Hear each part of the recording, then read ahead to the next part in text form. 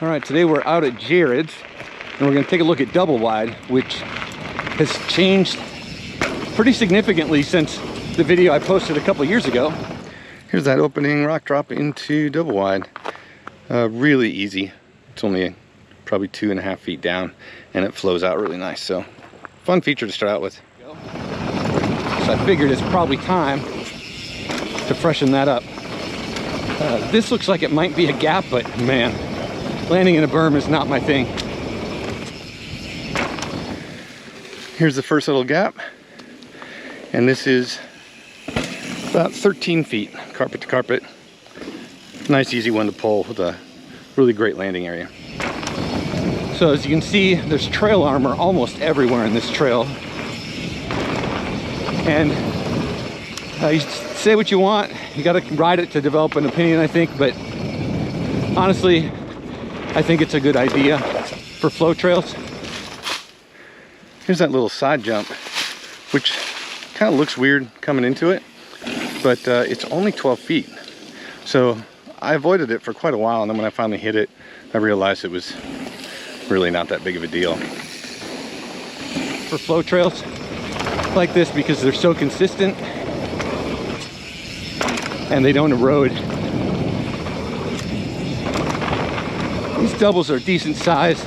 This one's easy to overshoot. Here we're looking at the two pretty big doubles. They're both about 21, 22 feet before we take the right to cross the road. The thing that's a little odd is when you do get the right speed for this one and land it, you do need a little brake tap or you will overshoot this one. Because even though it's the same length, this one does kick you a little bit higher, and it's really easy to land that almost a flat if you're not trying to slow down just a little bit for it. And I have found that these little rollers, if you can get the speed to clear that, that's the right speed to clear this jump. So section's built pretty well. You do need a little brake tap coming into the second one, or you can have a pretty bad time there. This one's easy to overshoot, especially if you land the first one clean. This berm is, man, G-forces on that are crazy. Whew. And the right option back there, I can never get enough speed for it. Little baby hip.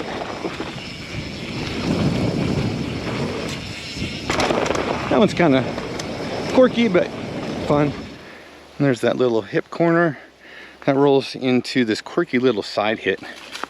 And honestly, I rarely see people hit this. And it's probably just because it's not a very big jump, but you got to get 18, 19 feet to get over that knuckle. So it's kind of a lot of work for what amounts to being kind of an awkward small jump, but I do hit it every time just to kind of try and keep myself sharp. A lot of G's in these guys. And then a couple little ones. This one bucks funny. And I've not tried the left side of this. The right side's really buttery. Here we are at the last table before crossing the road again. The short side, which is the one you see on the POV, is 20 feet of a gap. This jump really does feel great though. Probably one of the better overall jump feels you get on this trail, because the lip isn't too poppy. And of course, coming out of that berm, you have a lot of speed. I do have to scrub off a little bit, but the lip handles it really nicely. And of course, lander here is looking fantastic. If you do decide to go this way, hit the bigger side, which I have not tried yet, it's an extra 4 feet to clear it, because it does kind of bulge out here, and your lip, of course, is a little higher. But guys hitting that say it feels just about the same. You just, of course, have to hit it a little harder. And it looks like we got a shuttle. They have 2 trucks down right now, so they're having to do the U-Haul experience. So they're busy today. And back into here, more of the same.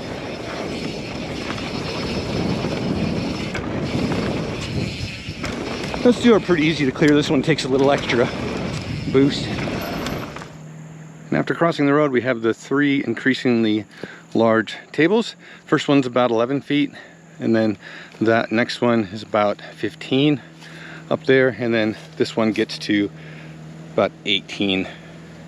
The lips all feel the same, so you just have to hit them a little harder and send them just a touch farther, but they seem to flow out pretty naturally. There's one jump on this line that I have not tried yet. It's this one right here. I just haven't got the courage to cut over and pull for that.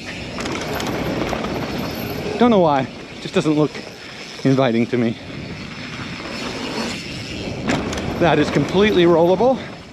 And here we are at the wood, they call it a drop. It's a roll really.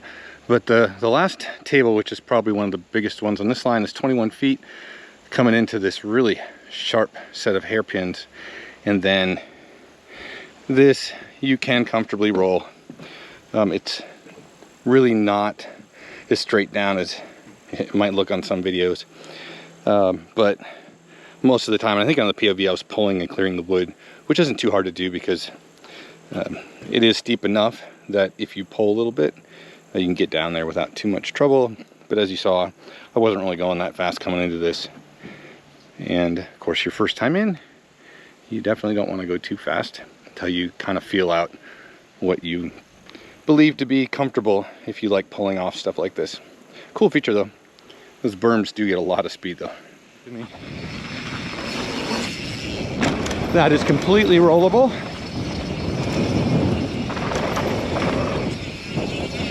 And then right at the end, there's a triple that you really have to pull for on a bigger bike. But if you come in hard, give it a little yank, it's a fun one. There it is. Latest version of DoubleWide. And with all that trail armor, I'm feeling like it's gonna stay that way for quite a while.